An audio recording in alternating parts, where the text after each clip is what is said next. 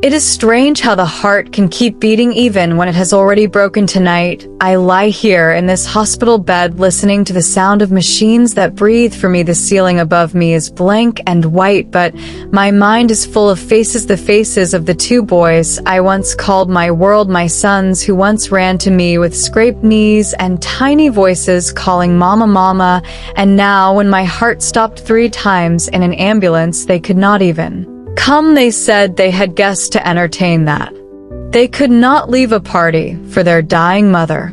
For 66 years I lived for others. I gave my sleep, my hands, my strength. I worked in the morning. I cleaned offices before sunrise. I served food in a diner all day. I stitched clothes through the long nights. My fingers bled, but I smiled. I told myself one day they will understand that every thread I sew is a piece of my love.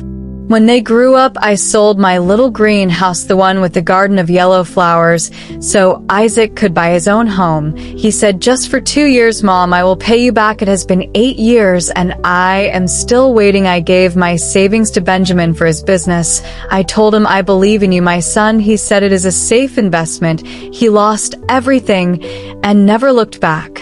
I recovered every time. I told myself a mother must be strong. I recovered when their father left me alone with 2 hungry teenagers. I recovered when I worked 3 jobs to keep them in private school. I recovered when they forgot my birthday, when they said Grandma always complains too much. I recovered when their wives told me to dress my age, when they decided my Sunday dinners were too much trouble. But this time I cannot recover. This time I am not only tired, I am empty. For the first time, I see it clearly. It was never that they did not have time, it was that they never wanted to make it.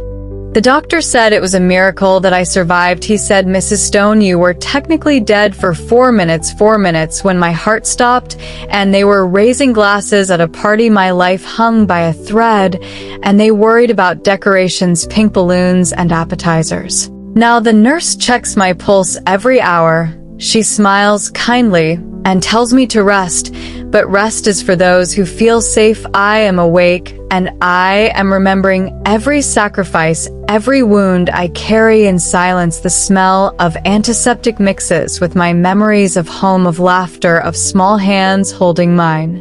People say motherhood is unconditional love. They forget to mention that unconditional love can break you slowly, piece by piece, until you no longer recognize yourself. I gave them everything, and they gave me excuses. And yet, as I stare at the city lights from this window, I realize something powerful. Maybe love is not meant to be returned. Maybe it is only meant to be released. I cannot make them love me, but I can learn to love myself again. Tomorrow they will come with cheap flowers and fake tears. They will say, "We did not know, we thought you were fine." But I will not listen anymore. I have given them my whole life. Tonight, I give myself my peace.